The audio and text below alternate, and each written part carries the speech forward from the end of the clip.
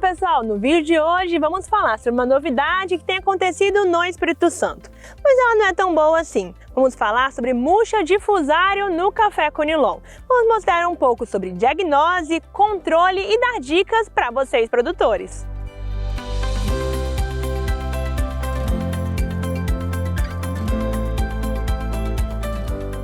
E para falar mais sobre murcha de fusário no café, estou aqui com o professor e pesquisador da UFES de Alegre, o William. William, como que começou essa doença aqui no Espírito Santo? Stephanie, em 2016, nós começamos a observar alguns sintomas nas lavouras no sul do estado. E aí, desde então, nós iniciamos as pesquisas com a murcha de fusário no café Conilon. Mas os sintomas eles já ocorrem há um bom tempo. Então, desde 2014 já começa a ter algumas áreas aqui mesmo do norte já com as plantas morrendo, tendo essa sintomatologia que a gente está observando hoje, os sintomas que a gente observa, né? E aí, com base nisso, iniciou-se então nossas pesquisas para poder tentar buscar aí soluções e formas de manejo para a murcha de fusário. Para quem está em casa e talvez não entende muito bem sobre murcha de fusário, me explica.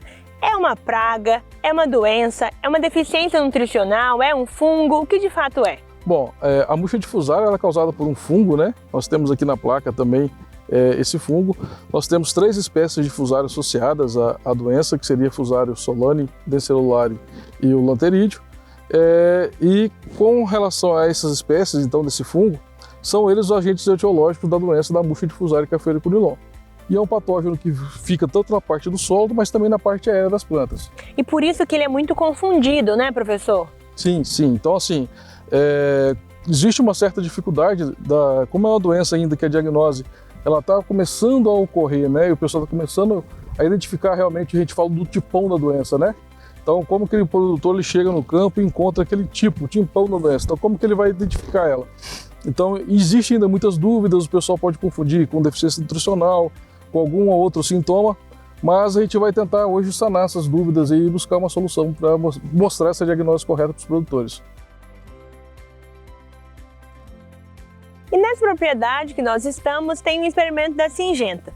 Felipe, qual é o controle que o produtor ele pode fazer numa propriedade como essa? Então, Stephanie, uma das grandes dificuldades que a gente tem hoje, que o produtor, de molécula que a gente tem de registro para a cultura do café, é para pensar em controle de ferrugem, cercosporiose, antracnose. Que é mais comum, né? Que é o mais comum. Que era até então. Que era até então, isso. E nenhum desses produtos, eles têm registro, né, para o controle de fusário, e eles não são eficientes para o controle do fusário. Então, o que a pesquisa, o que nós, assim, temos buscado, né? Trazer moléculas, novas moléculas, né, que a gente já tem no mercado, né, com controle de fusário em outras culturas, para poder entender e trazer o registro disso para a cultura do café. E também já antecipar, né, que a gente já tem novas moléculas que vêm para a cultura do café e já buscar entender como essas moléculas podem ajudar no manejo e no controle do fusário no campo. E aí uma planta como essa aqui, quando a gente já vê ela nesse estágio, Felipe? Então, Steph, a nossa grande dificuldade é que hoje, por exemplo, uma planta dessa que já está no estágio muito avançado da doença, dificilmente a gente vai conseguir recuperar.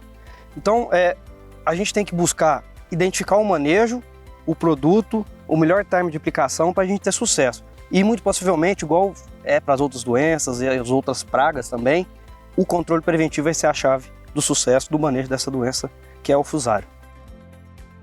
E para ficar mais claro para vocês de casa, como identificar, né, como que é a diagnose da murcha de fusário, o professor William me explica então de acordo com essas plantas. Stephanie, então, aqui nós temos uma planta, né, iniciando com relação à questão da murcha de fusário. A gente observa que as plantas elas começam, né, a ficar no estágio, digamos, meio chorona, as folhas meio murchas, né, para baixo. E um sintoma que a gente fala que é um sinal de V. Então os ramos, se a gente for pegar, eles formam um V, né, formando aqui bem na ponteira da planta. Então você observa que a planta ela começa a murchar e ela começa a evoluir para um amadurecimento. Então aqui nós temos uma planta, né, amadurecendo. E esse amadurecimento também, junto com ele, nós temos a evolução depois de uma planta que está aqui, por exemplo, uma planta morta, e a formação dos cancros com a esporulação do fungo nessa região. Bom, com relação à questão dos sintomas, né, nós temos aqui a presença da formação dos cancros, bem como também uma esporulação branca, que seriam meio que pozinhos, né, brancos aqui, onde está o cancro, que é típico do fusário, que é o fungo que causa a murcha de fusário. Outro sintoma também interessante que nós temos, observe que a planta está amarela, né? Nós temos então o sintoma dos ramos em V, e a perda da dominância apical. Então a planta ela perde a dominância apical, e aí com base nisso também é um sintoma típico da gente observar isso no campo e diferenciar uma planta com a murcha de fusário. E aí, professor, nesse estágio aqui do amadurecimento é a hora que o pessoal começa a confundir. Começa a achar que é tudo menos murcha de fusário. O maior problema está correlacionado, se a gente for caminhando aqui, a gente vai observar. Então você observa, nós temos uma planta, né, que ela está amadurecendo, outras plantas iniciando sintoma, e alguns estágios, por exemplo, com a planta já está morta, como esse caso aqui. Então se o produtor ele chega na área, no campo, e vê uma planta dessa morta, e a gente vai fazer análise através dessa planta, vai aparecer de tudo, né? Então se você chega aqui, você vai encontrar vários fungos saprófitas, e esses fungos eles podem causar uma dificuldade na diagnose, e essa dificuldade na diagnose, ou seja, identificar se realmente o fungo, qual fungo está causando a doença, vai dificultar também o manejo, porque muitas vezes o produtor não sabendo o que fazer, então ele não consegue fazer o manejo correto. E aí, professor, eu te pergunto, né? Qual seria a dica hoje para o produtor? O que o produtor consegue fazer hoje, né, para diminuir, né, a incidência da murcha difusória na sua propriedade? Bom, com relação à questão do que fazer, a primeira coisa seria mudas sadias. Então a busca por mudas sadias, mudas com qualidade, buscar viveiros que realmente possuem jardim planal, né, para poder comprar essas mudas. E além disso agora com relação à questão do próprio manejo em si. Se você vê uma linha dessa, igual nós estamos trabalhando, né, está cheio de plantas com sintomatologia. Deixar essas áreas por último, para o processo de colheita, de poda, de desrama, para os tratos culturais de forma geral, para que isso não possa ser disseminado para outras áreas. Uma vez que a gente viu que os clones, de certa forma, alguns são mais, outros menos resistentes, então isso pode estar espalhando e difundindo para a área de todo produtor. Outra questão também é quando os produtores eles fazem plantios, né, 50% da área, por exemplo, com um clone só.